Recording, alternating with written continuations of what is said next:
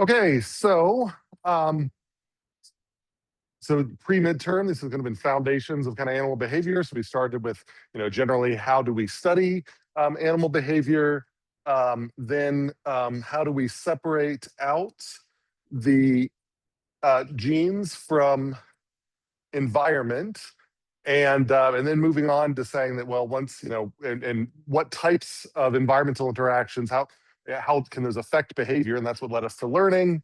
And then today, we're thinking about the social environment. And so one of the foundations of the social environment is communication. So we'll use all of these four things as we move on to talking about more applied and complex examples after the midterm. So that's opening this last pre-midterm unit. So the schedule here, this is Unit D, communication. So Unit D, I think, is 3 lectures. So today, Thursday, and next Tuesday. So then in the weekend right before the midterm week, then there's a reading assignment.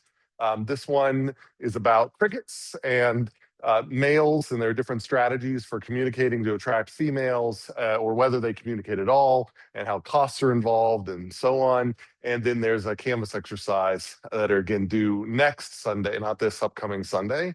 And so our timeline is we open communication today, and then we close it out next week on Tuesday. And then a week from Thursday, we do a midterm review. And then the week after that, which is the week before fall break, we have the stage 1 and the stage 2. So I already talked about that structure, but Tuesday, stage 1 will be available. And I think I'm probably going to at least do Monday and Tuesday. And then Thursday, and probably Thursday and Friday, stage 2 will be available. I'm not sure Wednesday whether it'll be stage 1 or stage 2. But then the idea is stage 1 is timed and under lockdown browser. So you start it and you have 90 minutes to finish it.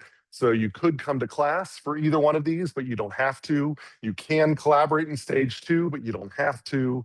We talked about it before, and we'll talk about it more actually during the midterm review. But any general questions about the schedule moving forward? Okay. All right. So motivating, this lecture, the sort of the basics of communication. It's helpful to sort of think about how to operationalize this word communication. So what is communication and what's just getting information from the environment? So here's an example of this Bornean rock frog that I'll play a video here. So this is, I think, a slowed down video of it in the field. As you can see, it sits there, and usually as it calls, it also brings its leg out and moves it around in that sort of circle. Here is an example of it in the lab doing something similar. So it sits there and waves its little leg. So this is referred to as foot flagging. We'll define foot flagging a little bit later, but it basically involves using your arms for all intents and purposes to, well, I don't want to load things up quite so much, but we'll get there. But it's using your arms to do these sorts of behaviors. But so do you think this looks like communication? And if so, why would this look like? Why would you call this communication and not, airing out its armpits or something like that? Any thoughts? Does this look like communication, or does it look like it's some other physiological or behavioral thing? How many people would vote for this as probably communication? Okay, how many people would say it looks like something else? Okay, that's interesting. So it's about a mix of that. All right. So that's fine. We don't have to have an answer to that just yet, but just sort of think about this example and your feelings toward whether you think this is communication or not. Likewise, so this is an article was actually written in this journal Cognition, but they showed that in humans, that if you watch how someone walks and then answer surveys about what things you think about that person, you can actually have pretty good predictions of aspects of their personality and other sorts of things that are sort of embedded within them that apparently are being exposed through how they walk. And so they refer to these as gate cues. Here, gate cues, first impressions, gate cues drive reliable trait judgments. And so there are internal cognitive traits that you haven't had enough time to, you're just watching a video of this person and just watching them walk, and yet you're able to predict pretty reliably these trait judgments that you normally would have to have a more engaged conversation with someone. So then a question might be, are gait cues, so the way people walk, are they communication or are they something else? So how many people would say gait cues are communication? Okay, there's a good, how many people would say they're not communication? They're just how people walk. All right, so it looks like there's a little more toward communication, a little less toward it's just how walk. And then I would, as you think about that moving forward, I'm just trying to think, is it possibly conditional? Are there some times when the way someone walks seems like it might be more communication than just, locomotion, and other times it's just locomotion? And how would you tell the difference? What would be the feature that turns something that's just locomotive into something that is communicates? So there's something to think about as we move forward here. And then another example here. Internal intestinal rumbling caused by moving gas. And so the child here has got a rumbling stomach, which the cat is interested in here. So the cat can hear the rumbling stomach. So is this communication? How many people would say this sound is communication? How many people would say it's just physiology? All right, so quite a few more on physiology than communication. So it's, if it is communication, then you'd have to say, is the cat the receiver of that message? But you could also ask questions about, could there be self-communication? The cat heard it, but maybe so did the child. And does that change the child's behavior? So that's another thing I just want you to be thinking about as we start walking through these kind of more formal definitions of what we call communication and what we think is not. All right, so those are just a couple motivating examples. Oh, here's one more. Oh, yeah, this is a good one. So these are termites, social cockroaches, basically. And we'll see a couple of videos here. Let me see this one here. The audio isn't going through here, but you can actually hear a bunch of these clicking noises. And so if you watch this one, its head is hitting the side of the wall. And the clicking noises that I'm hearing here are actually from the head of a bunch of termites hitting the walls of their nest structure. And so it's an audible sound that happens here. So that's one species, Coptotermes. Totally different species here.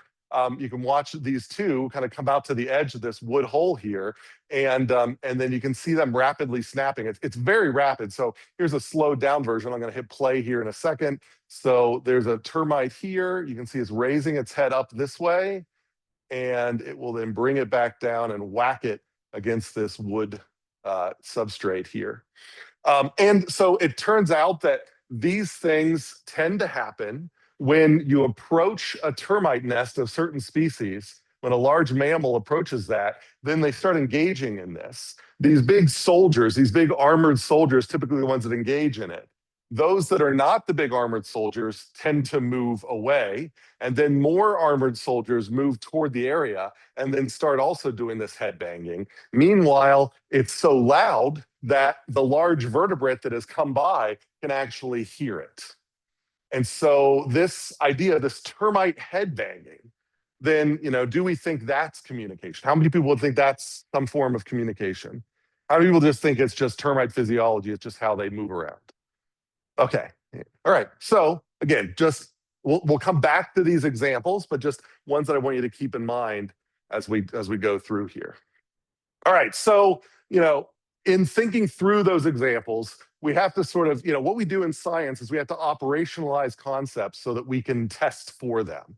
So we have this general, in language, we talk about communication, but what does communication really mean when we're talking about two animals? Can we tell if those two animals are communicating, and what's special about communication versus another aspect? So if an animal smells the smell of a flower and then moves to that flower, is that communication? There's information there, but is it communication? And if you get too broad in your definitions, then suddenly everything is communication. And that's not very helpful scientifically. So we come up with these categories and we have to figure out like what are the features like of like true, like what's the core features of what we're going to call is something special and specific to be communication. And so, with that in mind, information is certainly important. And so, before we get to a good definition of communication, we need a definition of a so-called cue. And so, a cue, CUE, not QUEUE. So, a cue is perceivable information, a percept, so something you can perceive, that potentially reduces a receiver's uncertainty. So, if you hear that cue, if you see that cue, if you smell that cue, then suddenly you know more than you did before. And what does it mean to know something? To know something is to have less uncertainty than you did before. So you didn't know where the flowers were. You smell the smell of the flowers, and it's only when you turn your head in this direction. So that tells you the flowers are probably over there. Before you smelled that cue, then the flowers could have been everywhere.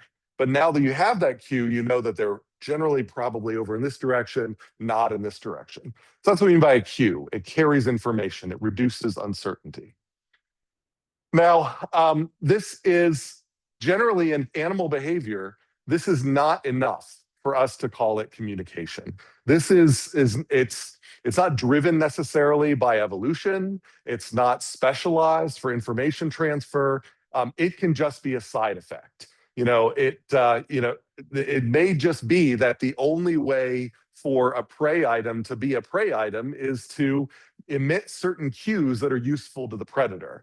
And the predator learns to pick up on those, but we wouldn't say that the prey item is advertising its existence to the predator. If anything, it wants to do the opposite of that. But due to developmental constraints, evolutionary constraints, it can't conceal itself. It has a certain aspect of it that gives its identity and potentially location away. And that leads to information being transferred to a predator due to cues from the prey. So it's not enough to be communication just to be a cue. So what is communication then? Well, so to be a communication, then we define this special example called a signal. A signal is any act or structure that has evolved to carry, so I'm bold here, has evolved to carry a message from sender to a receiver, and this is key, that provides a fitness benefit to both the sender and receiver. And by fitness benefit, then it's implied here that this is on average. So on average, this particular, it is a cue, but it's a special type of cue. It's a cue that is giving away information that when it's received, on average, both the emitter and the receiver, the sender and the receiver, benefit from the existence of that signal. That's what we refer to as something that communication we viewed as a transmission of signals from sender to receiver. It's got to have that benefit and cost. The predator-prey example, the cues that were emitted by the prey do not provide a benefit to the prey. It's the opposite of that. So we wouldn't view that as signaling. But if you talk to someone else, if you're having a conversation with your friend, you both hopefully are getting something out of it. And so those are signals that you're sending to that. You're giving information. And if that friend receives that information, then hopefully they get something out of the conversation and you get something out of them getting something out of it. So that's what we mean by a benefit to both sender and receiver. So signals and cues. This is a really important concept. So any questions about this distinction between a signal and a cue? Okay. So interestingly, you can have self-communication. So there can be auto-communication. And what's an example of that? Echolocation is an example of that. So this is something that a bat can release a chirp and it bounces off something else and comes back. So the bat is communicating with itself. It manages to communicate information about something else, but that information doesn't come from something else, emitting it. I mean, in some ways you could say, well, that thing could have been stealthy or had some covered to some material or something like that that prevented that bounce or whatever. But the idea was that the evolution of that signal, the evolution of that chirp, came from a bat benefiting as the sender and the receiver. And so it's really about over evolutionary timescales and thinking about fitness, that a bat that was a little noisy, happened to have the right type of ears, then would tend to feed better because it would hear its own noise back a small duration later, and that would tell it there's something probably in that direction but not that direction. And that caused its offspring. It caused that bat persisted in the population more than other bats that were quieter, and that eventually led to loud chirpy bats. And because they are both sending and receiving that signal, and it's both the sender and the receiver that's driving that fitness. So it's evolution is a big part of communication here. All right, any questions about that? Signals and cues, we're going to use those terms a lot. Okay. All right, so examples of signals. Signals can be sort of permanent, so they can be structural. We would say that the speckled pattern on the top of this bird, or the coloring of the bird in general, we view that as a structural signal.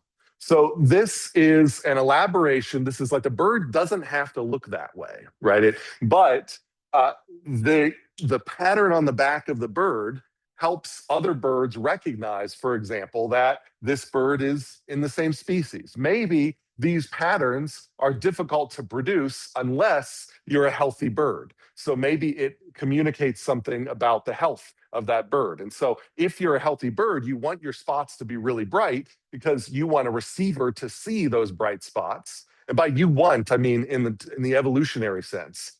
Birds that tend to be healthy want to advertise, or if birds that are healthy happen to advertise their health, they will receive the benefits of that. And just so long as receivers know to interpret that, that they have a preference to go to birds with these really bright spots. So communication doesn't have to be something that is turned on and off during the life of an animal. It can be something that is on all the time. So coloration is an example of a signal.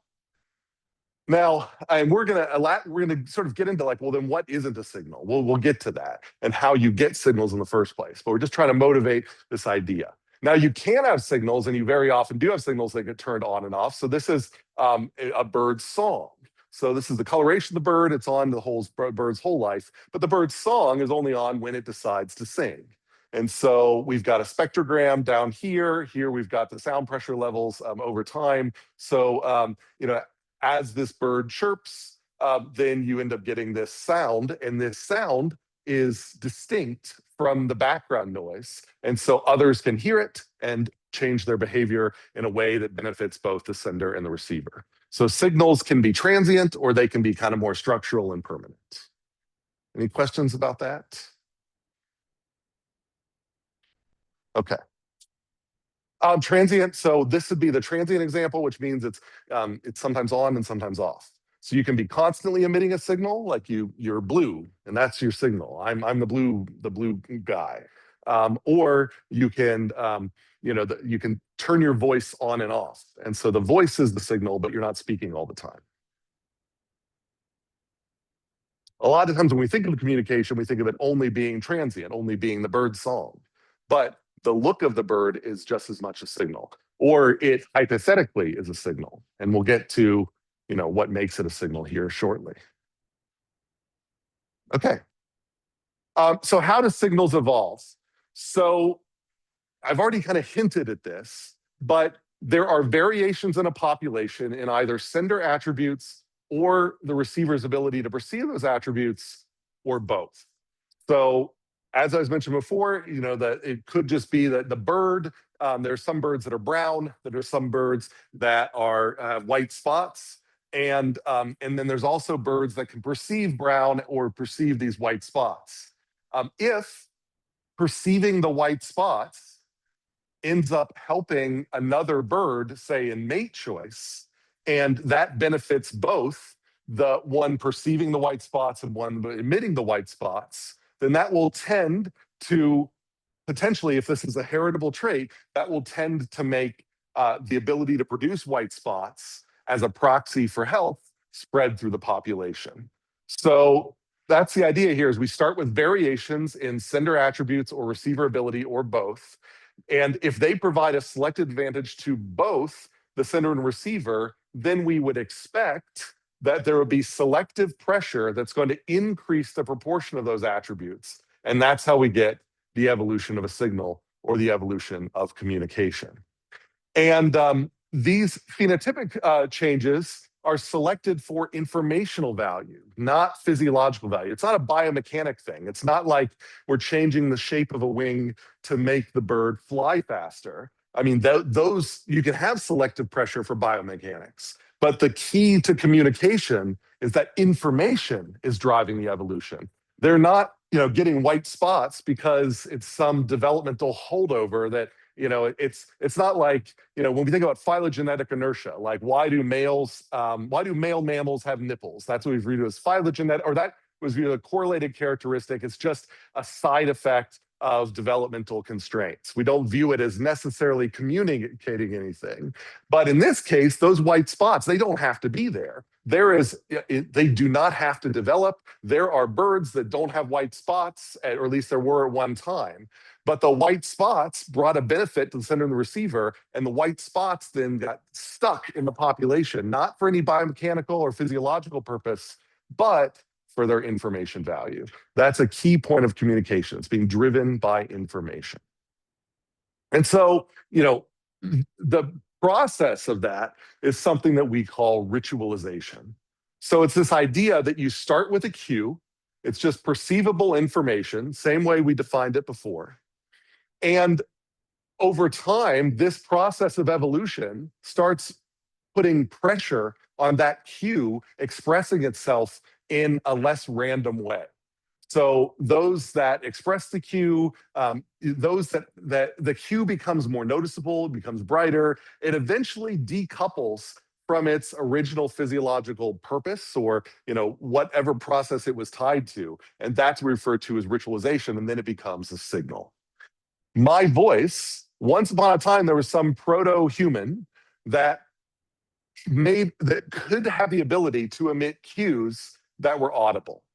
And so, that proto-human might have stubbed its toe and emitted a or something like that. And then that was just a side effect of like it stubbed its toe and maybe it fell or, it caused a contraction of the lungs and it produced that little bit of sound. Now, another proto-human that, over time, there were other proto-humans that became aware of this sound and maybe came and helped someone that, they came over and if, maybe they caught the person or they did something that was helpful at the point of stubbing the toe. And so that, so this noise provided a benefit that went beyond the physiology that produced it. And over time, it led to organs being elaborated and developed so that the sound could be produced in a controlled way, separate from breathing. So it might be that sound started out as a side effect of breathing, but when they started out and when they became a cue, then if they were a cue that was really useful to both sender and receiver, then that drove selective pressure to start producing those cues, even independent from the process of breathing. And that turned them into signals. So they've been ritualized. So they are now divorced from their original function or purpose or physiology and are now just there for the information. That makes sense. This idea of ritualization, another big word that we'll end up using a lot, very popular, word in the evolution of communication. So we'll see that a lot. We're going to see that a lot of forms of communication were started out as just a side effect of animal physiology that happened to have a little bit of informational value. Because it was important to both sender and receiver, then it ended up in kind of a runaway process where then it started being produced independent of its, it being produced without the original physiology that was driving it. Okay, so we also refer to this as co-option or exaptation. So some people refer to this as being pre-adapted. So that's a lot of people don't like that term pre-adapted. It sort of suggests this is term teleology and end-directedness that we don't like to talk about a lot in biology, thinking that there's an end that's kind of pulling everything towards it. So instead we talk about co-option or exaptation, and it's this idea that if there was something in the past that carried information, then that was set up so that this ritualization process could then turn it into an adaptation just for communication. Questions about that? Yep.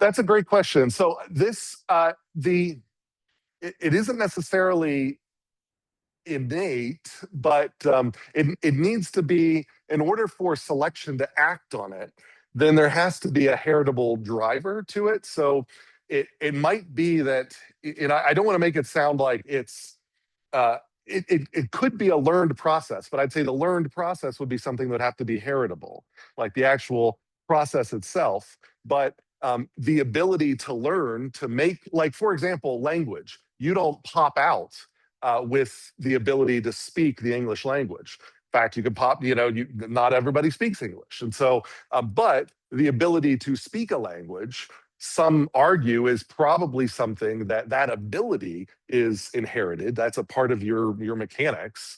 But which language you learn to speak, that's cultural. And so, that's going to be picked up. And so you end up, it's almost like an imprinting process where you get born into a certain community and then you learn the language of that community. So, but the language certainly itself is ritualized. Like language in general is ritualized, but which language you learn, that's kind of cultural. Mhm.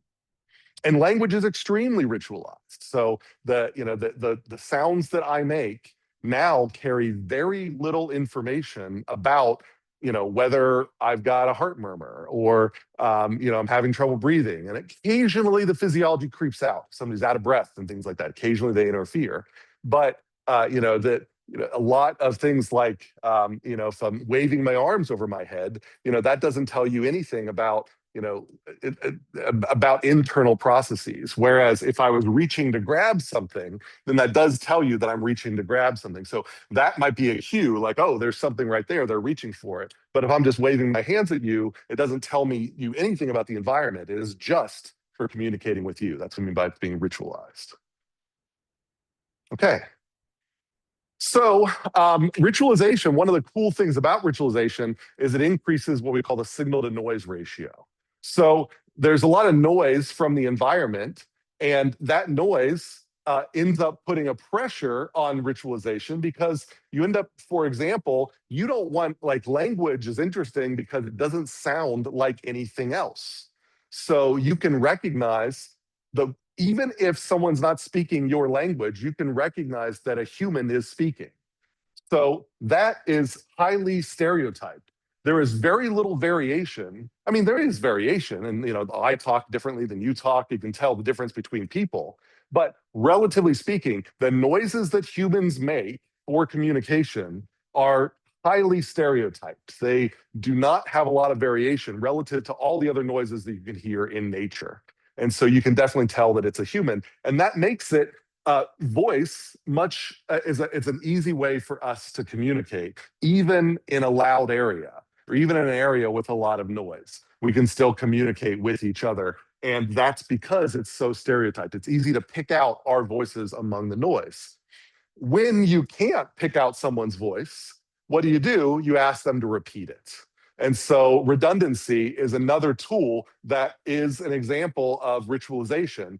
When an animal communicates that that it wants to mate or that it's hungry, if it may do that over and over and over again because it wants to communicate that the need is still there. And if for some reason the first signal wasn't seen, it can continue to send that. So that's another thing that you have a selective advantage. So when there's noise, you tend to see redundancy and you tend to see stereotypy. Now, when there's not a lot of noise, or when your stereotypy is so very effective, like an alarm call, for example, we're going to get to alarm calls, but an alarm call is really risky to the emitter. But if you can send a single alarm that over a very short period of time can guarantee that all of the receivers receive it, then it's at far less risk to you. So if you really want the alarm to be heard, then you could broadcast the alarm over and over and over again, but then that might create this high cost. And so there might be pressure not for redundancy, but instead for a really unique signal that sounds very different than everything else. So when that chirp goes out, then when anyone hears that chirp and they know it, then just hearing that half-second chirp is enough to cause all of them to scatter without needing to rebroadcast. But point is, both of these are adaptations to noise. High stereotypy, making things extremely regular or repeated. Questions about that, these terms? Okay. All right, so examples of redundancy here. So like, in this woodpecker, for example, this flicker type of woodpecker signals the mates through both drumming and it's a colorful patterning. So it already looks colorful and we know that mates respond to that color. But to add to that, it will drum, and it will drum not because it's trying to drill a hole. It'll go to the metal poles, and it just drums at that in order to establish an awareness of its presence. And so both of those things end up being signals being emitted to the other sex for mating. So that's another example of redundancy. The redundancy can actually go through, we say, two different modes. Dogs scent mark with a lot of redundancy. So there's urination, there's granular excretions from their toes. So when they kick, then they can actually give off a little bit of a chemical that they can lay down there that other dogs can smell. But then also, other dogs that are around see them doing the scent marking. So that's at least 3 different modalities there, 3 different signals that are working together to communicate the same information, which is this territorial information. So that's what we mean by redundancy as an example of that in nature. Okay. Yeah, these are, well, I guess the point here, we're going to talk about multimodal signaling here in this unit as well. Not today, but these different modes of a multimodal signal do not have to be redundant though. So as we'll get into, if you're watching a movie, you need typically both the video and either an audio track or a closed caption. If you don't have both of those together, then often that movie just isn't very useful. But you need both. So there's redundancy, but multimodality doesn't necessarily mean redundancy. So there's some signals that are just multimodal. They don't make any sense unless you have both modes. But these examples here are just redundant versions of the same signal that happen to be across multiple modes. And we'll talk about modes next time. Okay.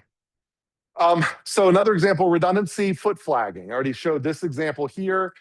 So this is what's referred to as semaphoring. Foot flagging is an example of it. A semaphore is a signal by an animal through the movement of limbs. So this is an example of these frogs happen to be in a noisy environment. What for mating, for example, why might noise be bad for frogs in mating?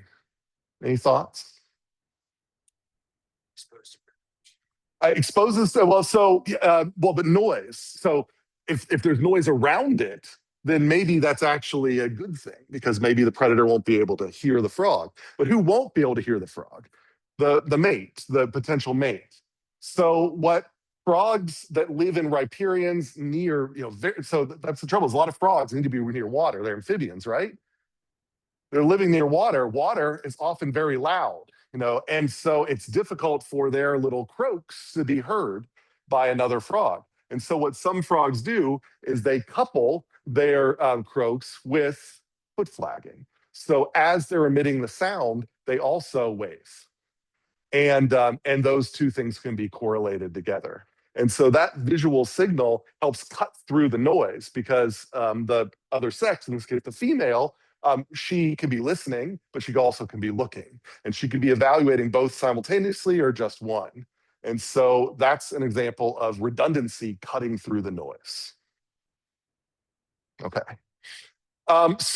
This, there's kind of studies of this foot flagging. You can actually find that you can inject testosterone in these frogs. And I won't go into great detail here, but I got some graphs here. But you find that these frogs in the control condition without being injected, this is the path of their little foot, but you inject them with an androgen, testosterone, and you can actually get these really big waves here. So they're really over elaborating this signal when they're juiced up with T. And so you just kind of, an interesting thing here that we're actually seeing that this testosterone is affecting their display of this. Now, what they show in this paper, and I won't go into great detail here just for time, but what's kind of interesting is that they make some inferences that there are natural fear cues, there are things that frogs are afraid of that actually share some features of this foot flagging. And they find that these frogs, males will actually flag to each other. So not only is it necessarily communicating to a female to help be as a redundant signal, but it also seems to be engaging in sort of trying to scare another male by actually sort of it just happens to be that these two pathways, this fear pathway, this fear perception, just overlaps close enough with something that they're able to project with their foot. And really macho males can produce what apparently are very fearful signals and win in these competitions. So very rarely do very rarely do any species get into fights. You often see aggression from predator to prey, but very rarely do you actually see real fights within a species. But you see these ritualized, again, ritualization, aggression, where they flag to each other and eventually one of them gives up because there's an honest signal that the other one must be tougher.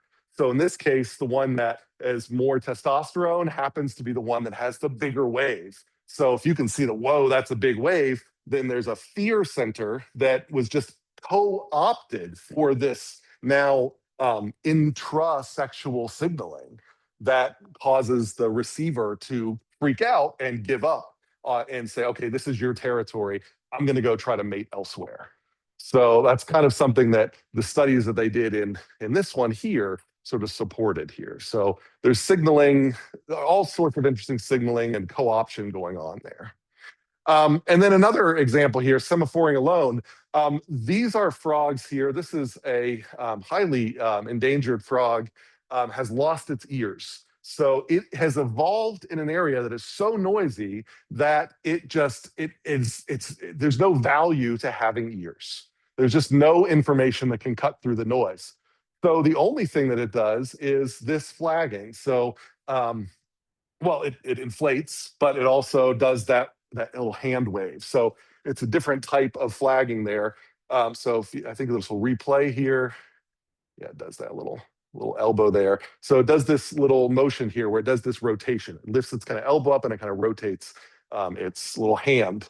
And so that's how it does this semaphoring. And because and this is the only way that it signals. The only way that it does, it's lost all acoustic signaling. So it's got the visual signaling from its throat that it inflates, but then it also has this hand here. So it doesn't always get coupled with the acoustics, which I think is just kind of cool.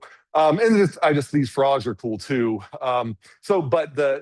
This is, again, ritualization and stereotypy. This is an elaboration of a standard stepping motion. So they've shown that if you take the gait pattern of a frog, that you can then predict how this is moving here. So this was the thing where it's ritualized, it's like frogs that had the ability to step, they, for whatever reason, in these noisy environments, started to stand in place and just kind of do a little step in place. And that was received.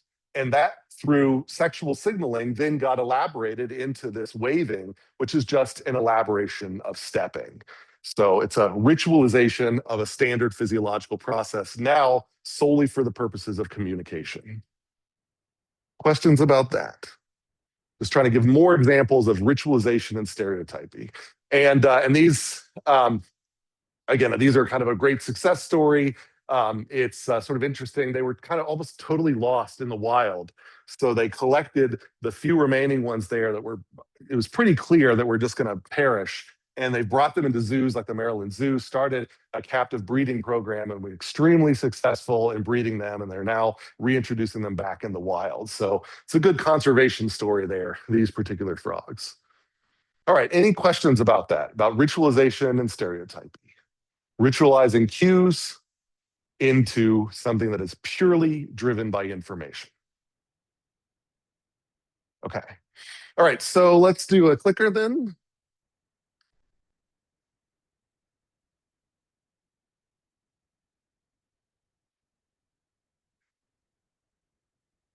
All right, so for something to be called a signal, what does it need to have? Does it need to use sound?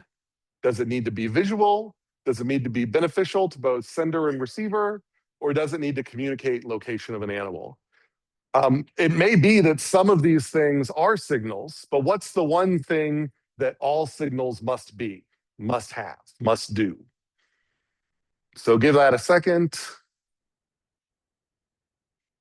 And this differentiates it from a simple cue. All right, so we've got almost everybody, I think. So let's give it maybe 10 more seconds. All right, maybe 5 more seconds. And then I'm going to call it. All right, calling it. All right, so here almost everybody did C, and that is what I was looking for. So must be beneficial to both sender and receiver. Key difference, a cue, general information, just shares information, but that information might be detrimental to one. It might not be beneficial to any. But when a cue is elaborated through the process of evolution, ritualized into something that is useful to both sender and receiver, then we call it a signal. Okay. PowerPoint. Okay. All right. So, what else then? So we've talked about pairs, but there's often other animals around. So here's an example. These are Plistes fuscatus, the northern dark paper wasp. Anushka's got a background in studying paper wasps.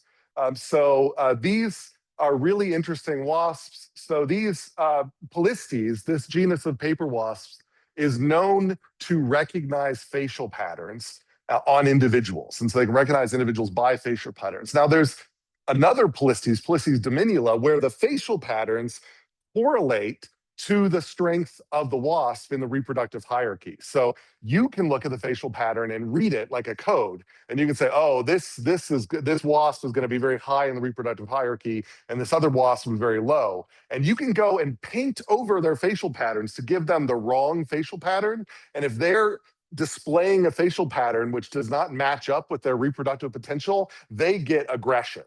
And so it's sort of regulated that you end up displaying the right facial pattern, and that ends up they're able to line up by facial pattern, but they don't have to remember individuals. They just have to know how to decode the facial pattern.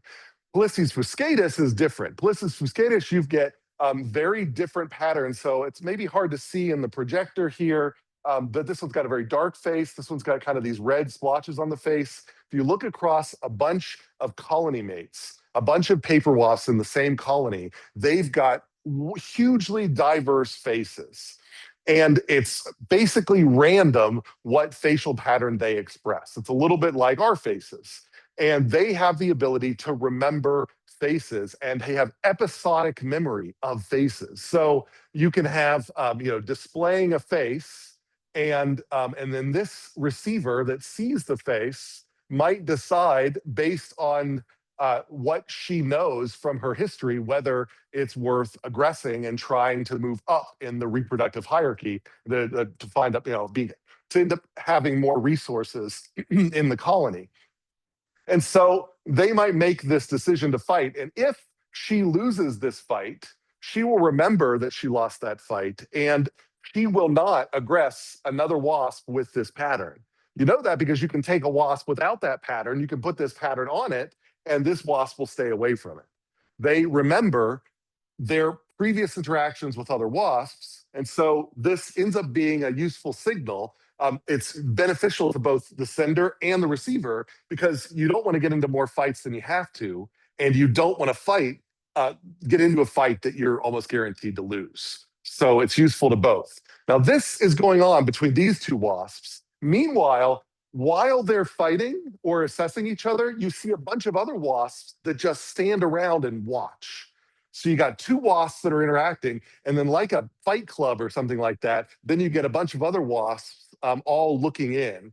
Sounds very masculine, but they're all feminine. They're all female wasps, and they're all looking in at watching this fight going on. And the ones around the outside of this fight club, they also remember the outcome of these fights and change their future behaviors based on those outcomes, based on what faces that they observe. So both of them have a unique face. This one has a unique face, although this one I might have just copied that one in. And this is referred to as an eavesdropper. She's getting information about both of these. So there's got this channel, this communicating pair, but it's public information. This visual signal cannot be blocked off from others. And so the eavesdroppers get to learn about the outcomes of these fights. And then from there, they can decide whether they want to aggress or stay back from that. So a lot of information is shared. So that's referred to as eavesdropping, when you've got a third individual that is gaining information that may or may not, that is beneficial to the eavesdropper and may or may not be beneficial to those that it's observing. They fight, in these paper wasp colonies, it turns out that it is beneficial to be the egg layer or to be the next in line to be the egg layer. And they come up with these linear dominance hierarchies. But who's in line is determined by these interactions. And so when they fight, the winner of these fights is promoted up into a better position. So she might become the egg layer, or she might become next in line to be the egg layer. So they fight to move up in this pecking order. Okay. So those are eavesdropping wasps. And so eavesdropping, exploitation of public information by animals who are not the intended receivers, but is sometimes, but not always, to the detriment of the sender or the intended receiver. So eavesdropping that term sort of suggests it's good for the eavesdropper and bad for the others, but it's not always. Like in the case of these wasps, it might actually be beneficial that for the tough wasp, like this wasp here on the left, if this wasp ends up beating out this wasp, then that might dissuade this wasp from trying to aggress against this wasp. So in that case, the eavesdropping is actually beneficial to everyone here, but that's not always the case. So eavesdropping on alarm calls, for example, there can be cases where it doesn't hurt. Like if you give an alarm call and another species hears that and they also might be preyed upon by the predator that you've identified, then it's beneficial to them and it doesn't really hurt you that they heard that as well. But if they happen to can seek out that prey and are somehow not affected by the normal response to an alarm call. So then now you've made yourself available for this other, more complex predator. So you were trying to give an alarm for this predator, but now you've then alerted another predator to you where you are. So that is eavesdropping as well, where that would be detrimental to the sender. So just in general, eavesdropping has to do with this exploitation of public information by non-receivers, by non-intended receivers. So sometimes public information is a public good. It's a byproduct mutualism where the benefits of a signal can benefit more than those that are intended receivers. We have that in human society. Public radio is an example of that. So you have a bunch of people that like public radio, end up donating to public radio, and that keeps them on the air. But anyone can listen to public radio. So that's what we mean by a public good. So you would kind of refer to that as eavesdropping on the communication between donors and the radio station. Alarm calls by birds can be used by lizards who have no vocalizations and have yet evolved ears. So there are lizards that have ears, but they don't have any vocalizations. And one of the big things that they use those ears for is to listen for alarm calls by birds. They might use them for other things as well, but at least one of the things that is driving the maintenance and evolution of ears in these lizards is alarm calls by a different species. So other examples of eavesdropping or just public goods. All right, questions about eavesdropping? A lot of example of eavesdropping in nature. So because of eavesdropping, we have this notion of concealment and private information. So sometimes an animal, their personal information would be costly if it was eavesdropped or if it was detected. And so there's a bunch of behaviors that relate to concealment. So examples, an animal may minimize cues that indicate it's foraging. So if another animal is a scrounger, might steal from an animal that has just found food, then an animal that is foraging might, they might somehow not let on that they're foraging at the moment. A predator may hide while in pursuit of a prey. A lot of predators may have bright signals that are useful within their species, let's say for mating, but outside of their species, they make them very conspicuous for prey. And so a big, bright predator may have to hide itself in order to forage, because otherwise the prey will see it coming from a mile away.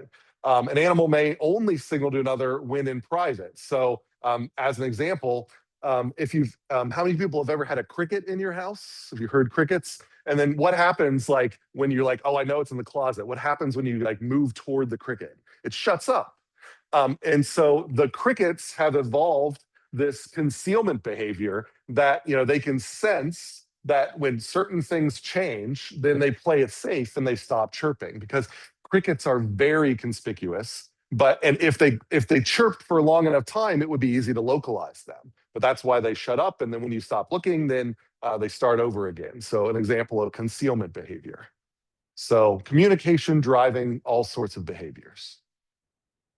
Okay. So communication is complex. We've got senders. Senders, we often think about the receivers. So signals, coevolution between sender and receiver shaped information there. But we have to also think about unintended non-signal information. So we have to also think about how that evolved. And so those are our cues. So the sender starts as with emitting cues, which then get ritualized into those signals. But both of these things turn into public information that others can use. And so then we've got problems about eavesdroppers and so on. So to mitigate that problem, then you lead to concealment behaviors. And that concealment behavior helps to ensure that only the intended receivers benefit from those signals. So if it's a bright signal on a leopard for sexual selection, only other leopards see it. And so the prey doesn't see it because the leopard tends to forage in a way that makes it maybe a little less efficient to forage, but is a way to make sure that the prey doesn't see these bright signals. So a lot going on there in this communication. And so, and then a lot more that we're going to then build upon this. So this is kind of the fundamentals of communication here. And the big thing that I want you to take out here is the idea of cues, signals, and ritualization. Those are like the big thing. Tinbergen, who came up with Tinbergen's 4, won a Nobel Prize to sort of being one of the kind of founders of behavioral ecology and sort of modern ethology. Well, the other big thing that he was known for was this idea of ritualization. That was kind of a Tinbergen thing. So cue ritualization as a fundamental and important thing. We're going to be talking about it for the next 2 lectures as well. All right, so any questions about the basics of comm? In that case, went into a little early today, and one last clicker will be a fill in the blank, short answer. What is it called when information broadcasted by a sender is exploited by an unintended receiver? Possibly to the detriment of the sender, but maybe not. So just looking for one word there. These are graded for completion, not correctness. And that's all I've got for you. So if you have any questions, feel free to come up. Nushka would be happy to talk to you, and I can talk to you too. And then otherwise, we'll see you Thursday.